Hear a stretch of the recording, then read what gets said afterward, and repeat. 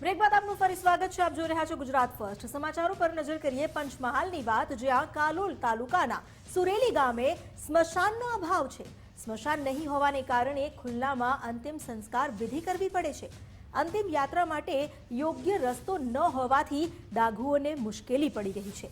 મૃતદેહ લઈ જવા ઝાડી ઝાખરા વચ્ચેથી પસાર થવાની ફરજ પડી રહી છે। સુરેલી ગામમાં વર્ષોથી મૂળભૂત સુવિધાનો અભાવ છે। સ્મશાન અને રસ્તા મુદ્દે સ્થાનિકોએ ભારે હાલાકીનો સામનો કરવો પડે છે અને આ હાલાકીને લઈને અધિકારીઓ અને પદાધિકારીઓને વારંવાર રજૂઆત કરવામાં આવી છે, તેમ છતાં ઉકેલ નથી આવ્યો। ગ્રામજનોએ સ્મશાન અને રસ્તાની તાત્કાલિક માંગ ઉઠાવી।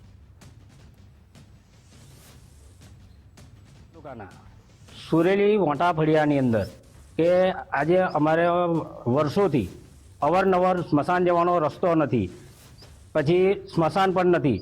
જંગલ ઝાડીની અંદર અમારા જે મૃત્યુ થયા પછી જે માણસને અગ્નિ સંસ્કાર કરવા લઈ જઈએ છીએ તે સમયે અમારે એટલી પરેશાન થાય છે, અમારે એટલે હેરાન થઈએ છીએ કે કાદવ કિચડ થાય છે અને જંગલ ઝાડીની અંદર અમારે નીકળવાનું અને અમારે એ જે મતલબ મૃત્યુદેહને લઈને જવા માટેની ઘણી મુશ્કેલીઓ પડે છે। એના માટે અમે આ વારંવાર રજૂઆતો કરીએ છીએ। બાવળિયા ને એવું તેવું બધું ઉગેલું છે। જ્યારે કોઈ મરણ થાય ત્યારે અમે લઈને આવીએ તો અમારા સગા સંબંધીઓ પણ સાથે આવી શકતા નથી અને ગોમા નદીના કિનારે અમારું વડવાઉ વખતથી અહીં સ્મશાન વિધિ અહીં કરીએ જ છીએ અમે। રસ્તો કાંટાવાળો છે, બાવળિયા ઉગેલા છે અને આવવાની બહુ જ તકલીફ પડે છે। અમારા બાપ દાદા વખતનું આનું વાત ચાલે છે। એમને વારંવાર રજૂઆત કરી છે કે અમે બાપ દાદા વખતથી નદીના કિનારે તો સ્મશાન જે એની વિધિ કરીએ છીએ, અગ્નિ સંસ્કાર કરીએ છીએ। અરે અમને આવવા માટે એટલી તકલીફ પડે કે જ્યારે સ્મશાન અંતિમ લઈને આવીએ ને તો પડી બી જવાય છે। કાલે બી થયું આવું, સ્મશાન જ્યારે થયું મરણ થયું ત્યારે માણસને લેવાની બહુ હાલાકી પડે છે અમને। કાલે મારા મોટા દાદી મરણ થઈ ગયેલા, તો અમે ત્યાં લઈને આવતા હતા અગ્નિ સંસ્કાર કરવા માટે।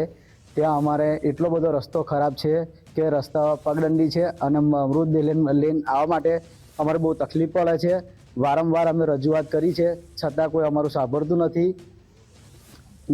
મસાન ઘર કે નથી આવવા માટેનો રસ્તો નથી। કાલે અમારા જે સગા સંબંધીઓ આવ્યા હતા ત્યાં તે બધા દૂર ઊભા રહેલા અને છેક ત્યાં આવી શકતા તેમ નહોતા। મોટા ફળિયાના અરજદારો સ્મશાનની રજૂઆત લઈને આવ્યા હતા, જે સંદર્ભે નવા આયોજનમાં 15મા નાણાં પંચમાં કે લઈને અમે દરખાસ્ત કરી દેશું તાલુકા પંચાયતથી।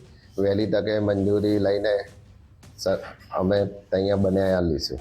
એ સ્મશાનમાં જવાના રસ્તા બાબતની અને સ્મશાન છે ને એ બાબતની રજૂઆત હતી। રજૂઆત મળી એ સંદર્ભે ગ્રામ પંચાયતમાં ઠરાવ કરીને એની દરખાસ્ત તાલુકા પંચાયત ખાતે મોકલીને વહેલી તકે મંજૂર થઈને કામગીરી શરૂ કરવામાં આવશે।